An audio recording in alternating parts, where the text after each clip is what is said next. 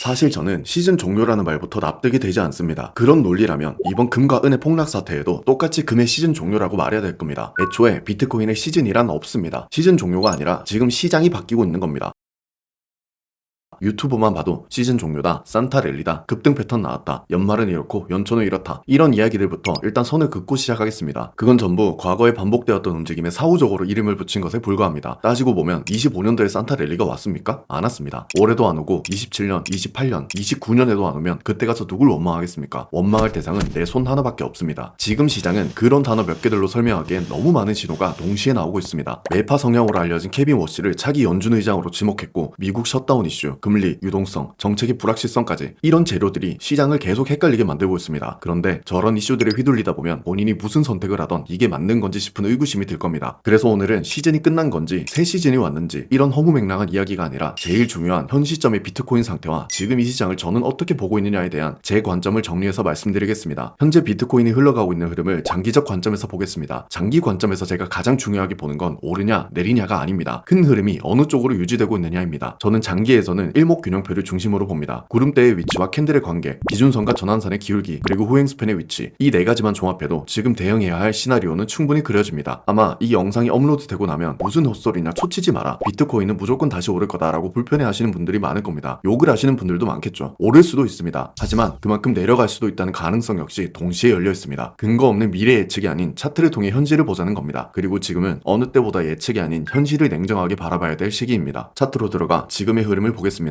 일봉 차트입니다. 호행스팬은 과거 캔들을 강하게 하방 이탈했고, 기준선과 전환선 역시 역전 상태를 유지한 채 하락 흐름을 이어가고 있습니다. 호행스팬이 과거 캔들을 하방 이탈했다는 건 현재 가격이 과거 대비 더 이상 우위에 있지 않다는 의미입니다. 그래서 그만큼 시장의 힘의 중심이 매수보다는 매도 쪽으로 넘어갔다는 신호로 해석할 수 있습니다. 또한 구름대는 반등이 나올 때마다 저항처럼 작용하고 있습니다. 가격이 회복하려는 시도는 있었지만 그때마다 다시 밀리면서 구조를 되돌리지 못하고 있습니다. 단순한 조정이라기보다는 하락 구조 안에서의 되돌림 반등에 가깝고, 이전의 상승 구조를 유지하기에 근거가 훼손된 상태로 해석하는 게 더 합리적이라고 생각합니다. 전환선과 기준선의 기울기가 완만해졌는데 다시 수평이 되지 않을까, 이렇게 생각하실 수도 있습니다. 하지만 이런 상황에서 언젠가 다시 오르지 않을까, 이미 많이 떨어졌으니까 이제 반등하지 않을까 라는 접근은 근거가 있다라기보다는 단순한 기대에 가까운 해석이라고 봅니다. 여기서 분명히 짚고 가겠습니다. 무조건 끝났다라는 얘기가 절대 아닙니다. 다만 지금 시점에서 상승이 우세하다는 관점을 유지할 만한 근거가 보이지 않는다는 겁니다. 다시 상승에 대한 구조를 논하려면 적어도 제가 위에 말한 핵심 요소들이 회복되는 흐름이 먼저 확인돼야 됩니다. 그래서 지금 시장에서 가장 위험한 접근은 언젠간 오르겠지라는 생각입니다. 물타기로 평단을 계속 낮추거나 난 이제 보지 않겠다, 판단 자체를 밀어버리는 대응, 이건 전략이라기보다는 도박에 더 가까운 행동입니다. 혹시라도 지금 그런 대응을 하고 계시거나 제가 지나간 차트를 보고 끼워 맞추는구나 라는 의심이 단 1%라고 드신다면 오늘 영상 꼭 끝까지 봐주시길 바랍니다. 이제 단기 관점으로 넘어가겠습니다. 단기는 장기 흐름 안에서 지금 움직임이 추세인지 흔들림인지 구분해야 됩니다. 중요한 건 이 단기 변동을 보고 장기 구조까지 같이 판단해버리면 계속 헷갈릴 수밖에 없다는 겁니다. 같은 캔들이라도 어떤 프레임으로 보느냐에 따라 의미는 완전히 달라집니다. 패턴이나 이론 같은 거 다 집어치우고 제가 실제로 차트에서 확인했던 흐름과 많은 분들이 충분히 직접 확인할 수 있는 근거 위주로